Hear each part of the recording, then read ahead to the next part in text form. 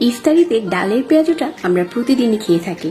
আজকে একটু ভিন্ন স্টাইলে চলুন তৈরি করি চিকেন পাকোড়া, যেটা দেখতেও সুন্দর আর খেতেও অনেক মজার, আর কিছুটা থাকে স্পাইসি।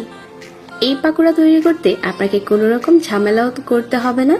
হাতের কাছে থাকা উপকরণ দিয়ে এই পাকোড়াটা বানিয়ে নেওয়া যাবে। চলুন দেখে আসি আজকের পাকোড়াটা কিভাবে তৈরি করছি। পাকোড়ার জন্য নিয়ে নিচ্ছি এখানে আমি 300 গ্রামের মতো চিকেন। হাড় ছাড়া চিকেনটা নিতে হবে, তারপর একটু ছোট করে কেটে নিয়েছি। এখন মিশিয়ে নিচ্ছি বাকি উপকরণগুলো। দিয়ে দিচ্ছি এখানে 1 চামচ আদা বাটা আর 1 চামচ রসুন বাটা। 1 চা চামচ দিয়ে দিচ্ছি মরিচের গুঁড়া, পরিমাণ মতো লবণ। তবে ঝালটা যদি কেউ কম খেতে চান তাহলে মরিচটা একটু কমিয়ে দিতে পারেন। আমি একটু স্পাইসি করে তৈরি করছি। তারপর চিকেনের সাথে সবগুলো উপকরণ মিশিয়ে নিয়েছি। যখন মেশানো হয়ে যাবে তারপর এখানে দিয়ে দিচ্ছি 1/2 কাপ পেঁয়াজ কুচি আর 1/4 কাপ দিয়ে দিচ্ছি বেসন, 2 টেবিল চামচ চালের গুঁড়া, তারপর 1/2 চা চামচ দিয়ে দিচ্ছি হলুদের গুঁড়া, 1 চা চামচ দিয়ে দিলাম গরম মশলার গুঁড়া, পরিমাণ মতো ধনে পাতা কুচি আর কাঁচামরিচ কুচি, একটা ডিম দিয়ে দিচ্ছি, আবার অল্প একটু লবণ দিয়ে দিলাম। এখন হাত দিয়ে সবগুলো উপকরণ মিশিয়ে নিচ্ছি একসাথে। যখন মেশানো হয়ে যাবে তারপর এখান থেকে আমি পাকোড়াগুলো তৈরি করে নেব।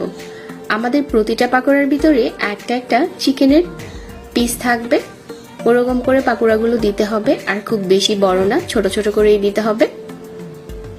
চুলায় মিডিয়াম আঁচে তেল গরম করে নিয়েছি, তারপর একটা একটা করে পাকোড়া আমি দিয়ে দিচ্ছি। আমি এখানে যে পরিমাণ পাকোড়া তৈরি করেছি সবগুলো পাকোড়া আমি একই সাথে ভেজে নিচ্ছি। ভাজার সময় চুলার আঁচটাকে লো মিডিয়ামের মাঝামাঝি রাখতে হবে। খুব বেশি আঁচে ভাজা যাবে না, কারণ এগুলোর ভিতরে চিকেন, একটুখানি সময় নিয়ে ভাজতে হবে যাতে ভিতর থেকে চিকেনগুলো খুব ভালো করে কুক হয়ে যায়।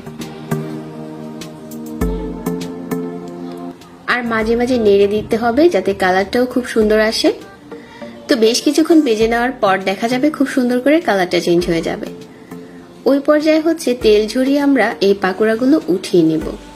আর একটুখানি সময় নিয়ে ধৈর্য সহকারে এই পাকোড়াগুলো ভাজতে হবে যাতে কালারটাও সুন্দর হয় আর ভিতর থেকে চিকেনগুলো খুব ভালো করে কুক হয়ে যায়।